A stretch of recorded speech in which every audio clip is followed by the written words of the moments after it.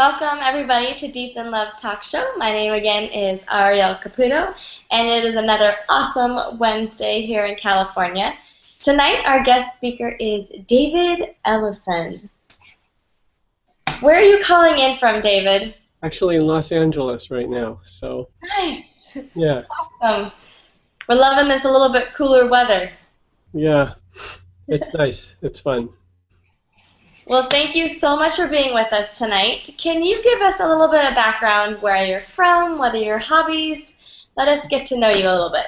Well, let's talk a lot about why I'm here and what we have to offer, because you don't really care whether I did woodworking in junior high or not. What we want to do is focus on, what we can offer your listeners and what might be of use to them. And for that, my background is actually in the book, Awaken to Who You Are. The introduction talks a little bit about it. I don't know if you've gotten to see it or not.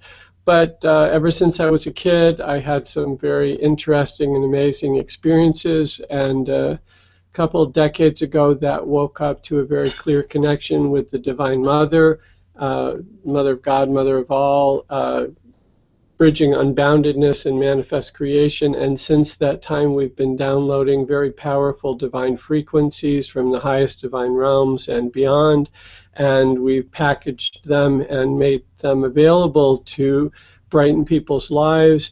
They act as switches, just like a light switch. We flip it on and the darkness goes, and when the darkness goes, the very basis of stubbing our toe or smashing our shin on the coffee table at night disappears as soon as the light comes on.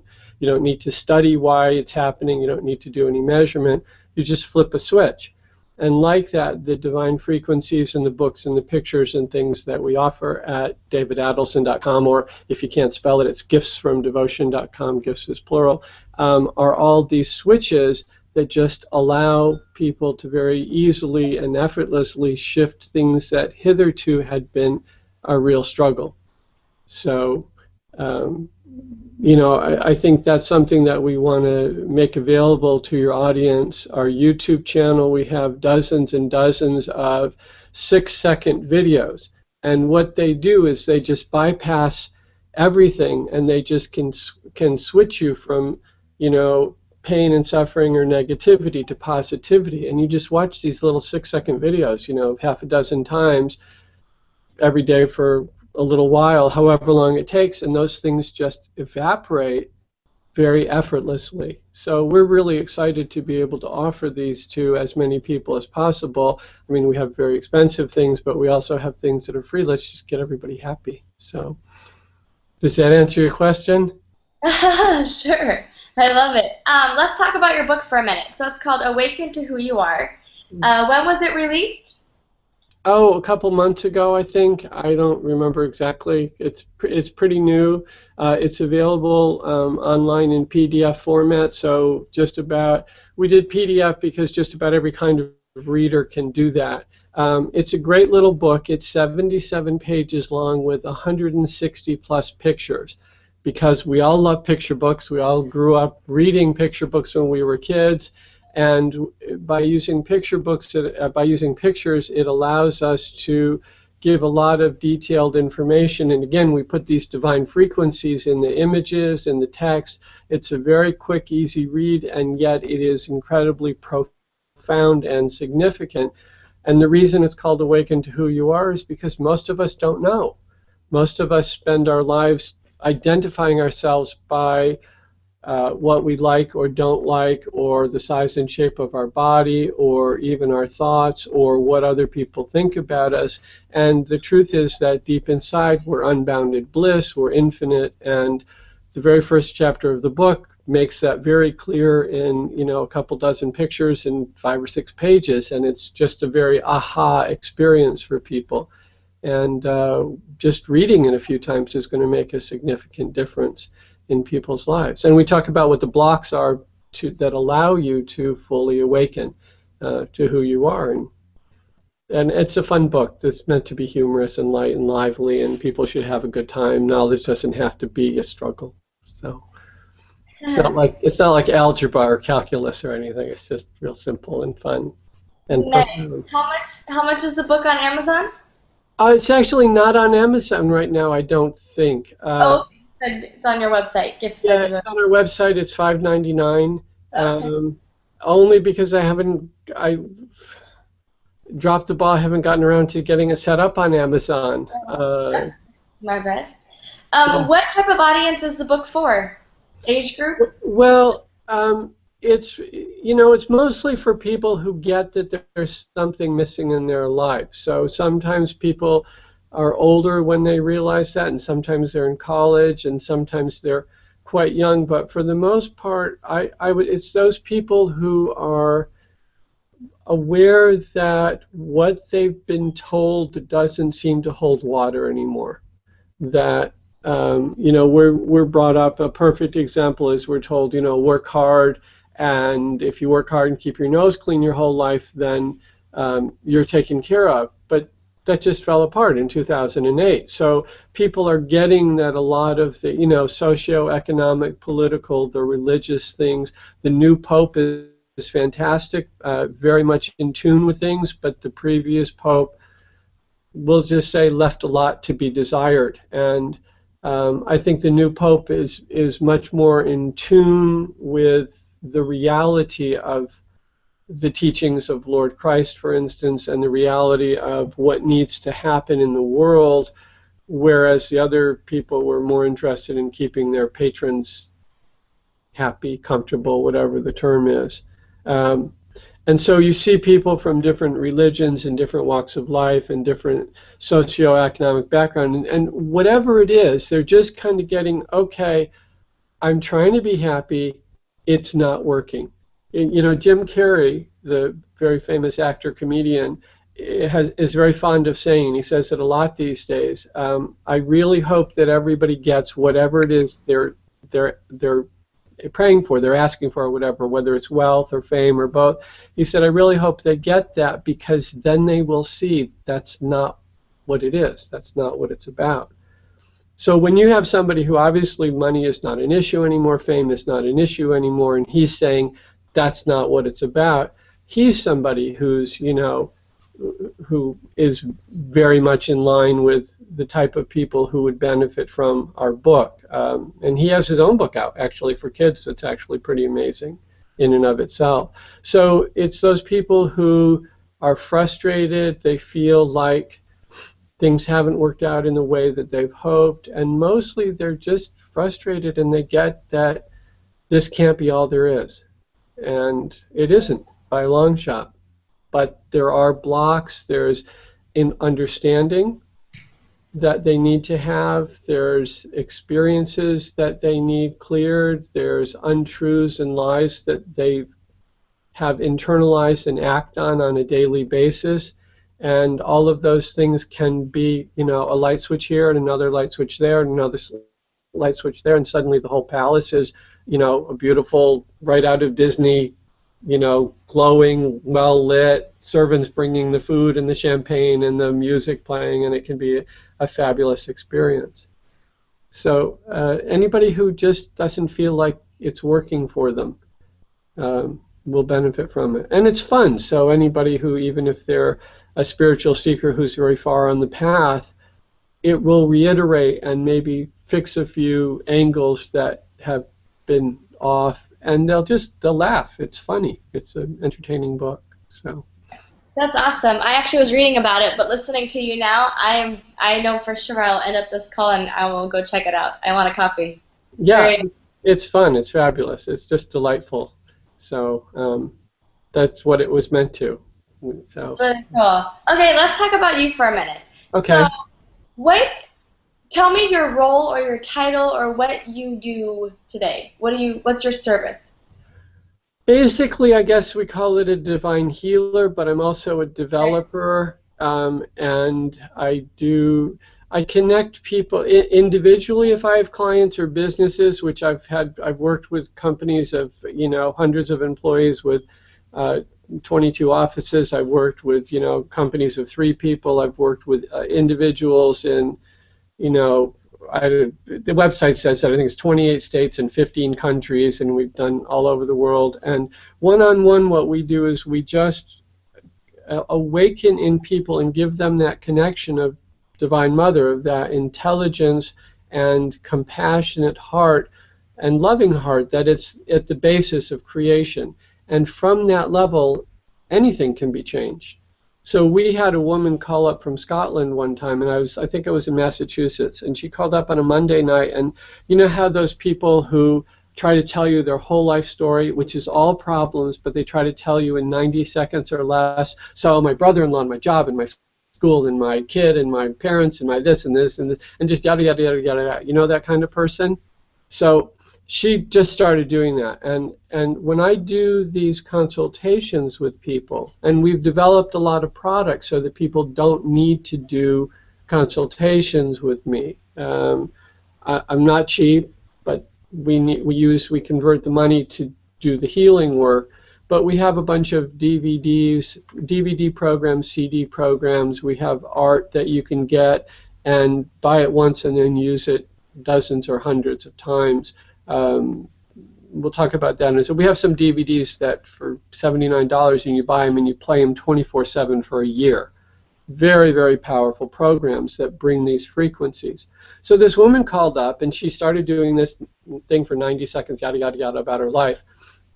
And when I do the consultations, it's not a channeling thing. I'm not somewhere else. It's not some weird voice. It's just me talking. And I'm like a telephone, Divine Mother on one side and you're on the other, and I'll just relay things, but at the same time these very powerful energies and frequencies at the level of wholeness, at where form is becoming, where unmanifest is becoming form, come in and shift things. So I'm talking to this woman's talking, I haven't even said anything yet except hello, and Divine Mother just says, wait a second. And 90 minutes went by in silence. And then we gave her some instructions, lay down, rest for 20 minutes or whatever, and drink some water and everything. And that was on a Monday night. And she called me back, totally unbidden, on Friday night and just said, everything in my life has changed. So, you know, that's very gratifying for me to be part of that. You know, I feel in awe of some of the things that have been accomplished through this physiology. I was walking through my living room one time and one of the DVDs that we had helped create was playing, and I just got hit with how powerful it was, and my jaw hit the floor, and I was like, oh my God, how would I have done that? You know, it's totally out of my realm. So, you know, we've developed more than 200 products, services, courses. We have a course coming up called the Desire Course, which we're really excited about. It turns out that, you know, 97, 98% of the people on the planet don't know how to ask for or desire what they want in a way that they actually get to experience it. And you know this, you know, somebody's sitting there and they're thinking, oh, I'd like some juice. And then 2 days later, they're thumbing through a magazine and there's a picture of juice. Well, they just got their juice fulfilled, but I guarantee you that's not what they had in mind. So people are asking for the wrong thing. Again, Jim Carrey's thing of, you know, go ahead and get all the money and go ahead and get all the fame, but that's not what you want. And what the Desire Course is about, it does two things. One is for the people who don't know how to ask for what they want. There's blocks that prevent them from it. I was just reading an article that said that people who are not good at certain things, they don't have skill in a particular area, are also not good at knowing they're not good at it. There's just a blind spot there. They just have so little awareness of the whole thing that they think they're much better than they are at it, and the whole thing, they just don't see it. So and then there's that story of, you know, the Nina, the Pinta, the Santa Maria when it's first coming up on some Caribbean or Polynesian or whatever island, and the natives can see the water is doing something interesting, but they can't see the ships because they have no awareness of a structure like that until the native shaman comes up, and he's had a vision a few days ago and he starts describing it, and as soon as he describes it, they start to see it. So you have people who don't know what they want because there are blocks to it. They don't know that's an option. So they're not asking for the fulfillment that would really fulfill them.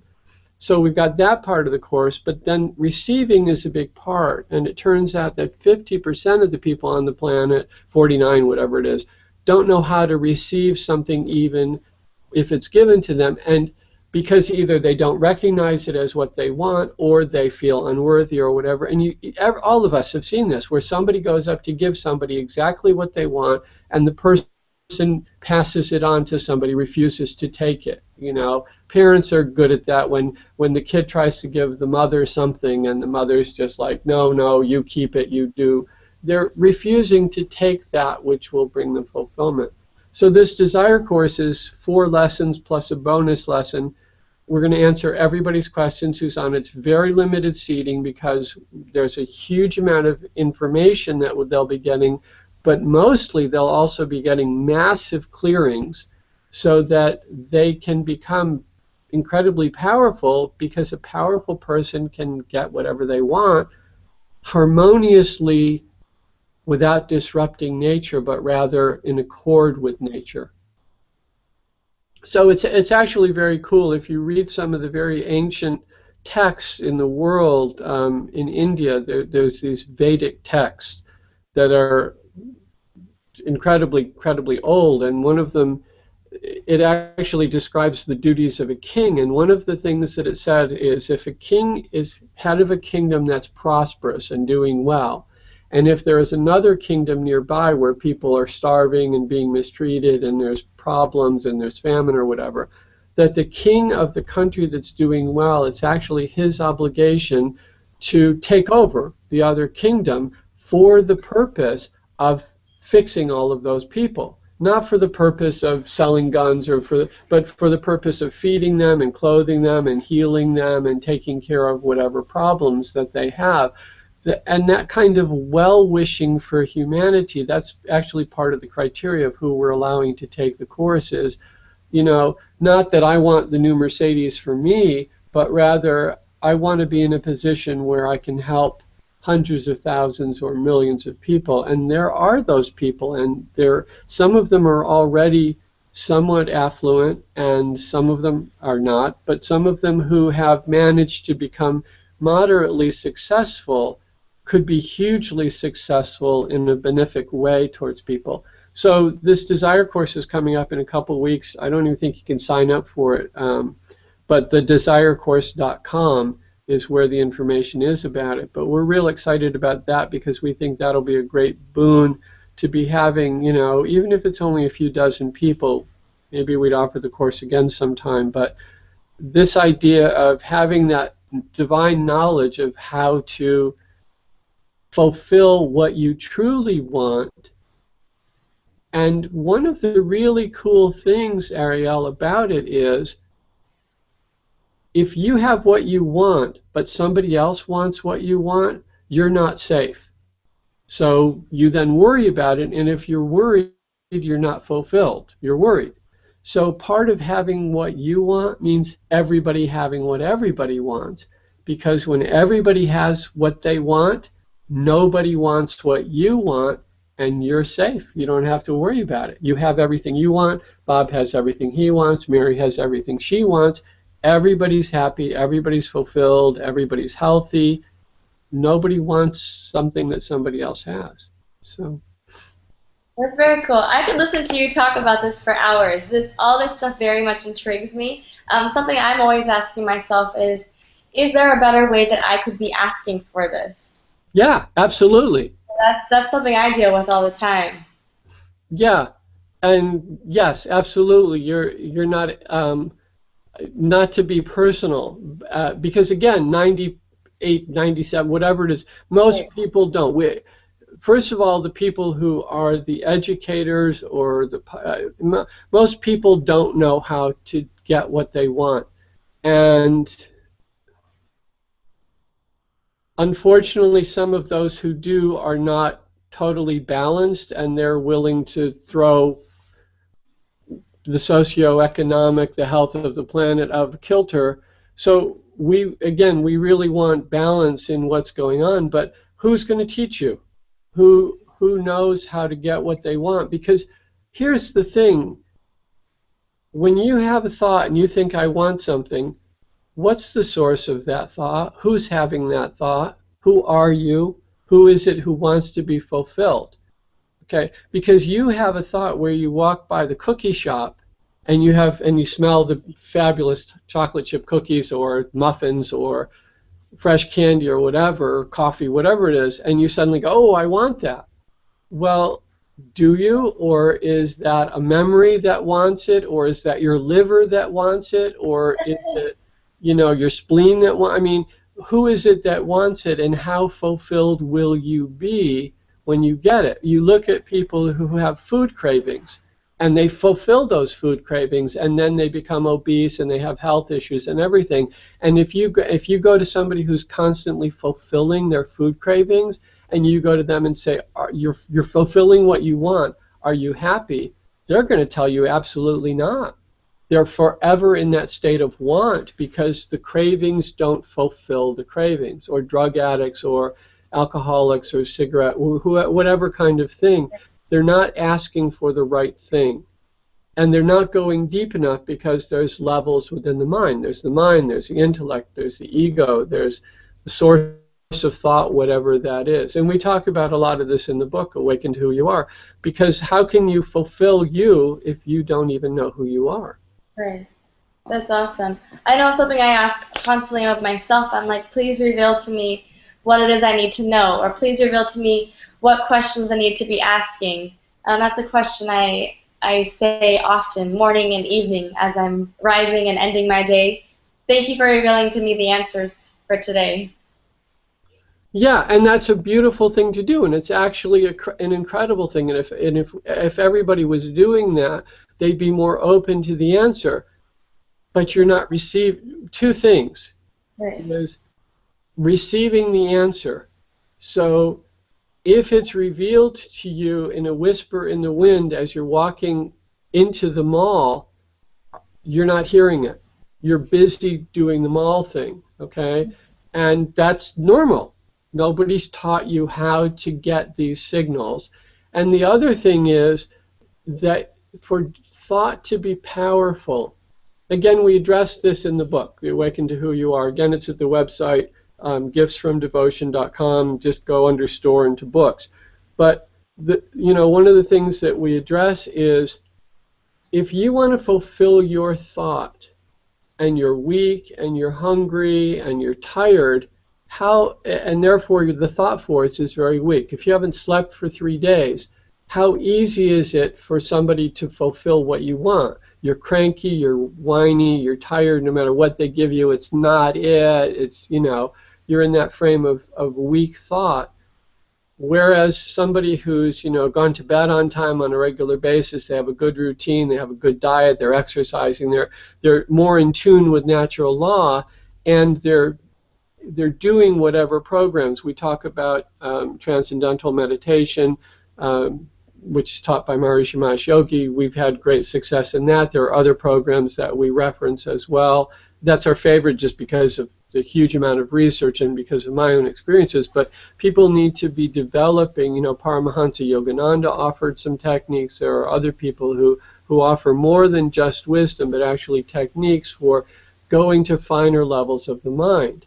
And if you add that mind, that healthy lifestyle, with some ability to get to deeper levels of thinking, then thought can become much more powerful. And with powerful thought, it's much more in tune with natural law and much more easy to fulfill what you're looking for. So,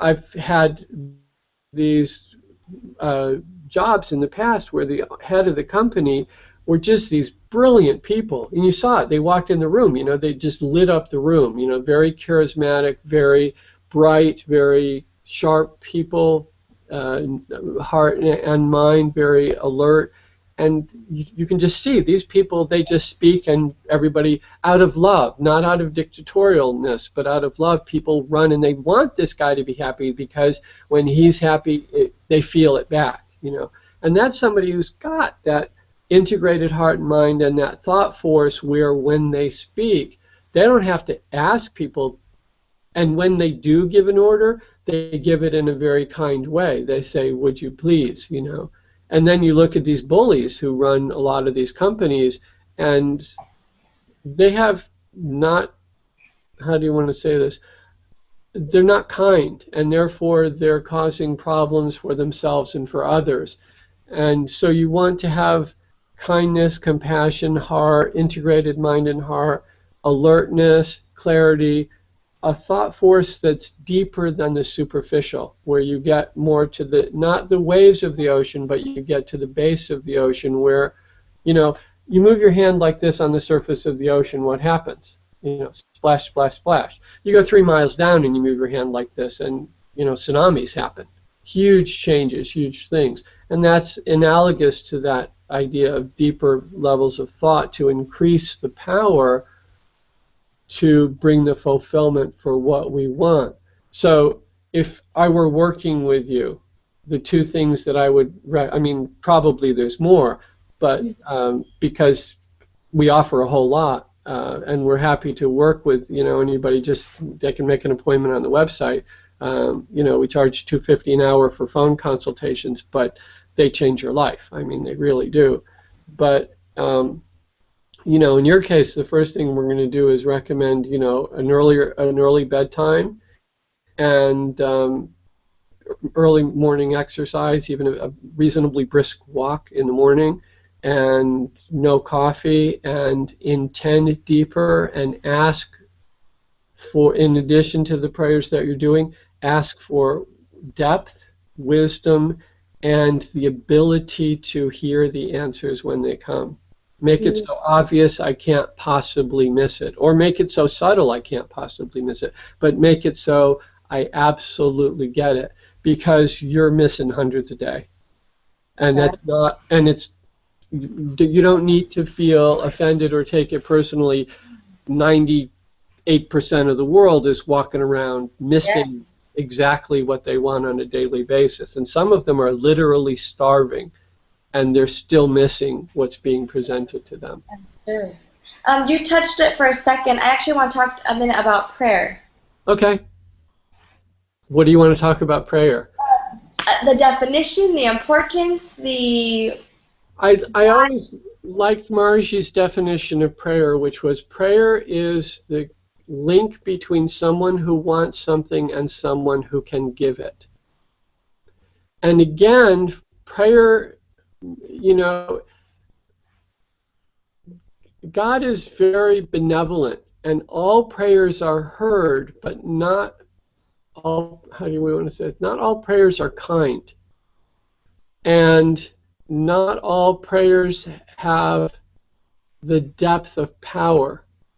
So if you go into a stadium and whisper in the middle of the football field, and there's however many people in the football field, and they're all not sitting silently because it's a football field, there's a game going to start, and you whisper quietly, I'd really like that. Whatever it is that you really like, who hears you?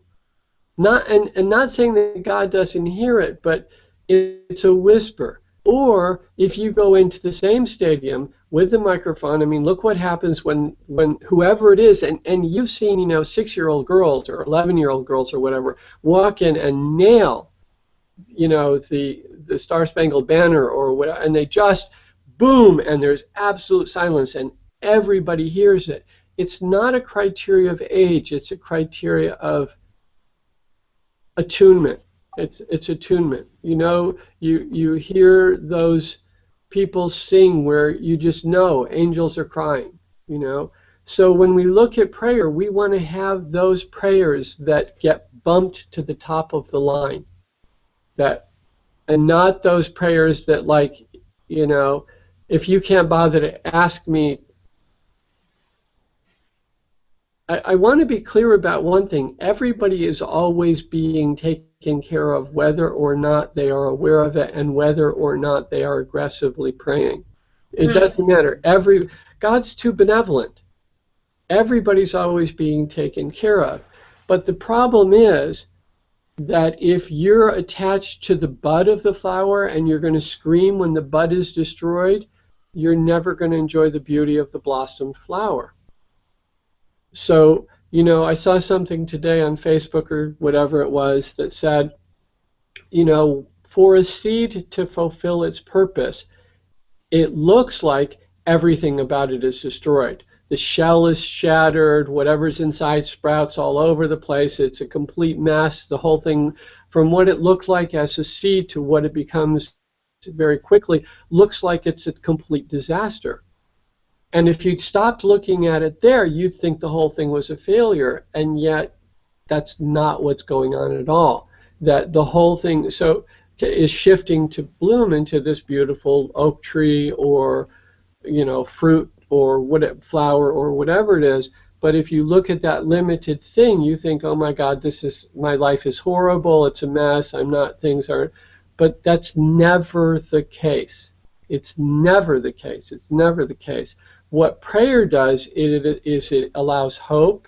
It allows that communication that inspires people, and it opens up that connection whereby we can, if we add gratitude to it, not just gimme, gimme, gimme, but thank you for what's going on.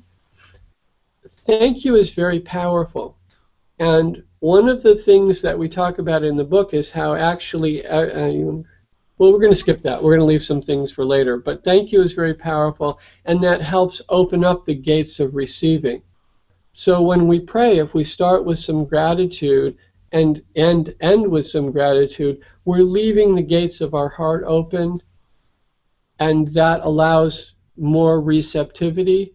And there's something else that you can do to add power to prayer, and that is always pray to whoever you pray to, God, Mother Mary, Lord Christ, Buddha, Shankara, Sita, Kuan Yin, whoever you pray to, always pray to the name that warms your heart, which may be different at different times. One day it may be dear one, day it may be beloved, one day it may be creator. But starting with that warmth of heart really allows a greater attunement. It allows that feeling level. And the feeling level is subtler than gross thinking level. And the feeling level is the first level where we begin to appreciate the divine as the divine comes into our life. We first feel the divine around us. We start feeling protected. We start feeling infinitely cared for. And then as that grows, then one can have, you know, that personal relationship with the divine in such a way that no matter where they are, it's heaven all the time. So, did that help? That did. So you said, regardless of praying or not, we are always being taken care of. Absolutely. So prayer is more for us then, the act of prayer. What would be the benefit, or why would be the reason that we would pray? It's nice to know where you're going. Gotcha. Okay? Okay. If you're just wandering along, again, you look at the seed that's just been shattered in the process of growing, and if you're that seed and you don't know where you're going, and you don't know what your intention is, and you don't know that you're going to be this huge oak tree that's going to give rise to thousands of oak trees for thousands or millions of years to come, you may feel like, oh my God, I'm a complete failure. I've completely fallen apart. Nothing is going on in my life. I used to be a crisp shell, and now my arm's sticking out over here, and this thing is over there, and it's just a mess. So, and what prayer does is it allows us, that faith in the divine allows us to be comforted and not buffeted by whatever we're going through at any given time. Because we're on Earth, and Earth is a proving ground. You know, there are places where everything already is fabulous. Mm-hmm. And we're not there. And there's a reason we're not there, and one of the and it's not a punishment. Here's the deal. When they make a sword, you know, in medieval times, they made the blacksmith would make a sword, and he'd stick the thing in the hot, and then he'd bang it, and he'd stick it, and he'd bang it. He'd get it hot and do all this thing. And then eventually, when he's got the sword absolutely perfect, it's just what he wants, he heats it up one last time, and then what does he do? He sticks it in cold water. And the cold water just causes a reaction in the hot steel to make it invincible. And what the proving ground of Earth is that opportunity whereby we can be so filled with love for all of God's creation that it's completely unshakable regardless. Absolutely regardless. Regardless of seeing beheadings on TV, regardless of seeing people starving, regardless, where we just get that everything has a purpose, everything is part of this amazing divine plan. There is no basis for the suffering that anyone is experiencing, because in truth, just as we say in chapter 1 of the book, Awaken to Who You Are, you're from God's side and from the side of infinity, you're already one. You're not separate, but you think you are. The object of the game is, and it's just, that's all, it's a play, it's a game, and the object is for you to get that as well. They already get it, but you don't. And then Earth is that cold water splash where if we can get it here, you've got it everywhere. It doesn't matter where you go, you will always be this radiant divine being, just where no matter what the experience is, it's nothing other than unbounded love and unbounded bliss and perfection in every moment. And then you're always in the heart of the divine, in a real relationship. Not some fanciful thing, but it's an experience. It's an incredible, profound experience that is truthfully what everybody wants. And it's who you are. Right. That's beautiful. Well, that answers. That very much helps. Can you give us a little sneak peek about the book? Yeah, like can you maybe describe one of the pictures or one of the pages? A quick sneak peek of the book. Sure. One of the first things that we talk about, there's some preface that talks about some experiences I had as a kid, and some I don't remember what it is, but when you get to chapter 1, the whole thing of chapter 1 is called How Big is Infinity? And it's big.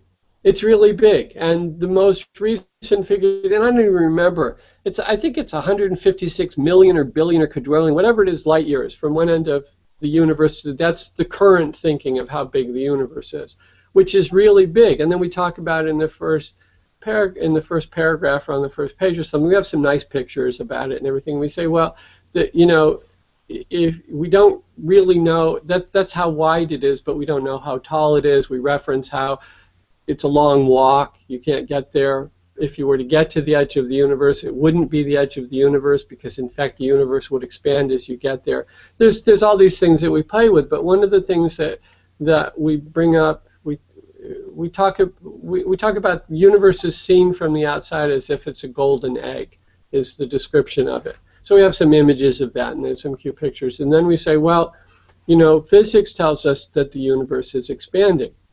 So if it's expanding, what is it expanding into? And it's expanding into infinity. That makes sense, right? Do you have problems with it expanding into infinity? I don't have a problem with it. I'm all for it. I mean, every time we've ever said it to somebody, they go, oh yeah, that makes sense. It's expanding into infinity. Okay, but here's the interesting thing, Ariel. Am I pronouncing it right, Ariel? Yeah, you're good. Okay, so here's the interesting thing. Infinity, by definition, has no beginning and it has no end. So if we look at a picture of a universe that's shaped like an egg, and we say all around it is infinity, which is what it's expanding into, are you saying that infinity starts at the edge of the universe? Right. Because it can't be infinity by definition if it starts at the edge of the universe. So if it doesn't start at the edge of the universe, it actually goes through the universe. And then we go from there, and we bring it down right to you. We just say, bam, bam, bam. And that's what chapter 1, and we say. So chapter 1 concludes with a series of pictures. We say, okay, so this much is infinity. What about this? What about Earth? What about this country? What about this house? What about these people in this house? What if that's you? Then that means that there's infinity within you. And the last line of chapter 1 is something like, if infinity is within you, are you making use of it? Wouldn't you like to? Yeah. Then we go into chapter 2. And There's 7 chapters. It's again 77 pages, 160 plus pictures. I mean, come on, it's kids' book. It's a Right. kid's book of supreme knowledge. You know, it's a humorous comic book. It's not a comic book because the pictures are very high quality. They have these divine frequencies in them. It's a sequence that we lead you through very simply, very step by step. There's pictures of Santa Claus in there. I mean, it's real fun, okay? And circuses and all kinds of fun stuff. And we lead you through, and the chapters go through, you know, how God, and I'm not necessarily going to remember the order, but, you know, how God and I create, who you are exactly, blocks to, you know, realizing who you are. Just how do we, and then the last chapter is just, here's ways to get rid of whatever it is that's stopping you from experiencing life in fulfillment, life in I mean, if you're in direct contact with infinite unbounded awareness, that infinity that surrounds the universe and also underlies it, and you have a stabilized awareness of the divine, you have what you're looking for. You don't have no worries there. You're fabulous. You're good. That's it, you know. And that, we think, is the way everybody should be living. And there's no reason not to in this day and age. There are things available, including what we bring, that just allow that to happen. So, and the TM technique, which is the first thing that we reference when we look at, you know, options of things to do. And we have some pages. We list a couple other things, but people are drawn to different things at whatever stage they're at in their own evolution. So some people like mindfulness, some people like this type of meditation or that type of meditation. Again, we like TM because of the incredible amount of research on it, including meta studies, whatever it is, where they take all the research of all of the different ones and compare them and see what they do and everything. Plus, personally, I lucked out. It just fell into my lap, and I had amazing experiences from, you know, day one. So. That's awesome. Well, 2 questions as our time comes to an end. Do you have a quote or a life mantra that you live by that you'd be willing to share? And then 2, do you have a gift for the audience today? Oh, we could give a gift to the audience. We have, we'll do that one first. We have a little ebook called Divine Blessings. Okay. I will create a page. I will do it tomorrow. And people who watch this, it'll just be davidadelson.com/Ariel, and they can go and they can download this fun little ebook, and it's got pictures and it's got recent instructions from Divine Mother and news about the world, and it's very optimistic. We think the world is coming into a fabulous place. We think absolutely good things are happening everywhere, and we think a lot of this surface stuff is, you know, a little kid crying because the mud is being wiped off his face. And so we're incredibly optimistic about the life that's coming. As far as, you know, how I guide my life, it's just honor my own integrity. And my own integrity is always because my life is in service to the divine. So, you know, I've always maintained that if somebody offers you $1 million to cross the street, but that will disallow you to be who you are or to fulfill your life's purpose, there's no issue. You just do what you need to do.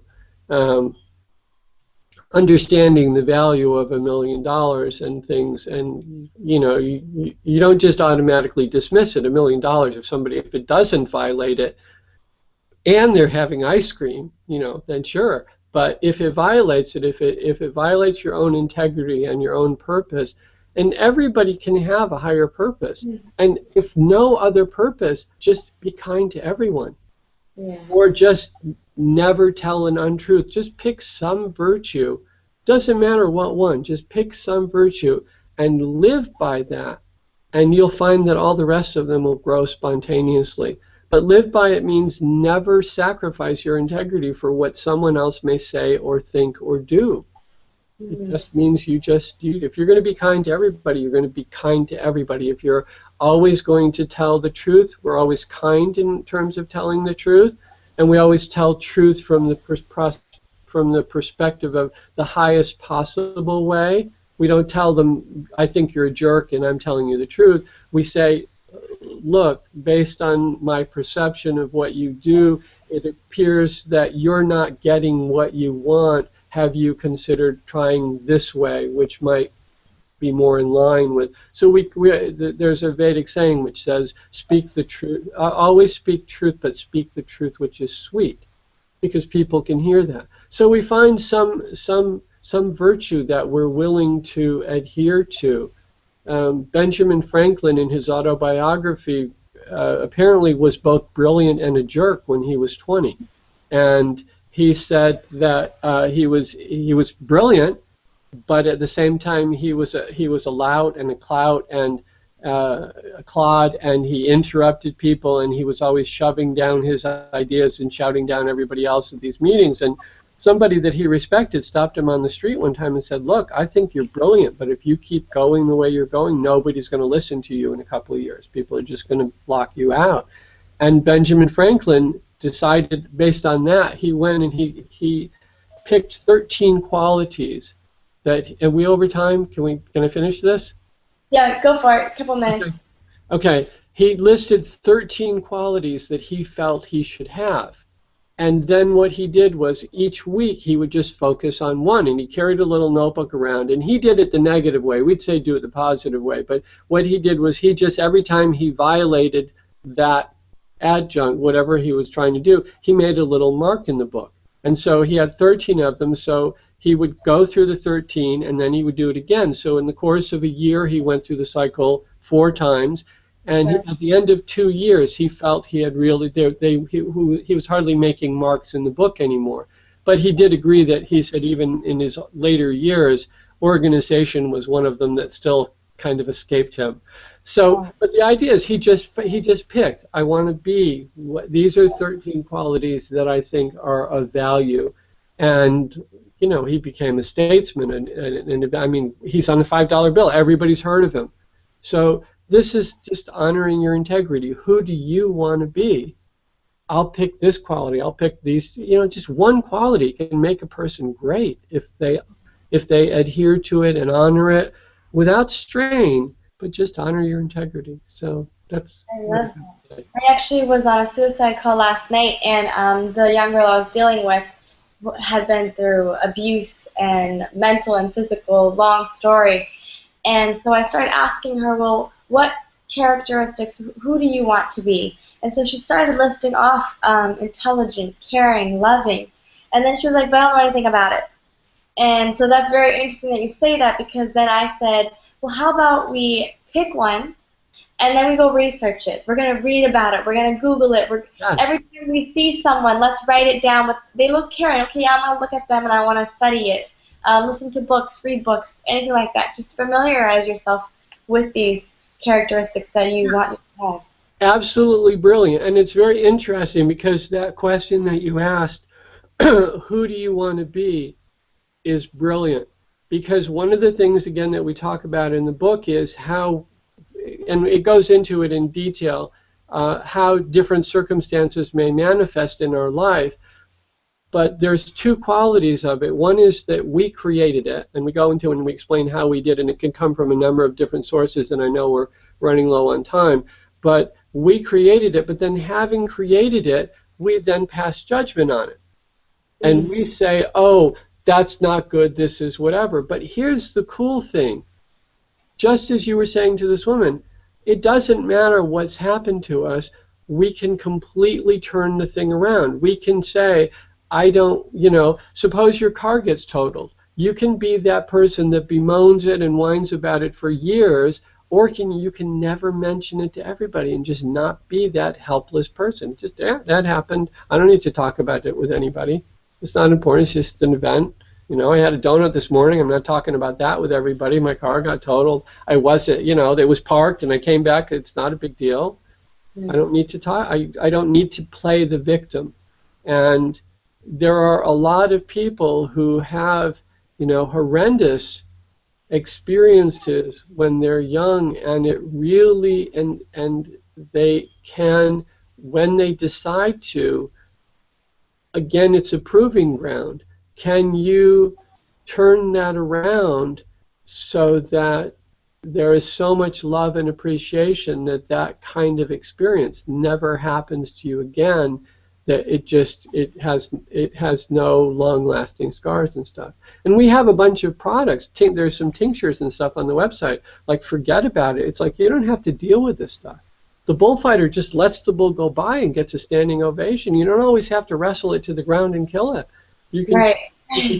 There's so much stuff you can side switch, or as we talked about earlier, you just flip a light switch, and it doesn't have to be a horrendous thing. So. I love that. I'm actually very excited to download your book tonight. Oh, good. Okay. Short. We're ending now. Do you have any last words you'd like to leave us with? Life is to enjoy. It's to enjoy. So just find ways to enjoy it. Be kind to each other. Ellen DeGeneres always ends her show, be kind to each other. That's, it's not a hard life here, except we make it that way. I mean, it is challenging, but it turns out the solutions are incredibly simple.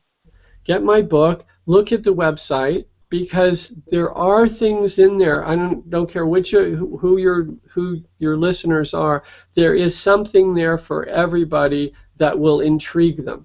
That they'll go, that's possible. That never occurred to me. And then things open up. And if they want to take advantage of it, great. That's what we're here to help the world. That's the whole purpose. So be helped. Be happy. Enjoy. So. I love it. Thank you very much, David Adelson. It's been a pleasure. To everyone else listening, thank you, and keep smiling. Spread love, help others, and have a fabulous night. Okay. Take care. Thanks so much. Bye-bye. Yeah.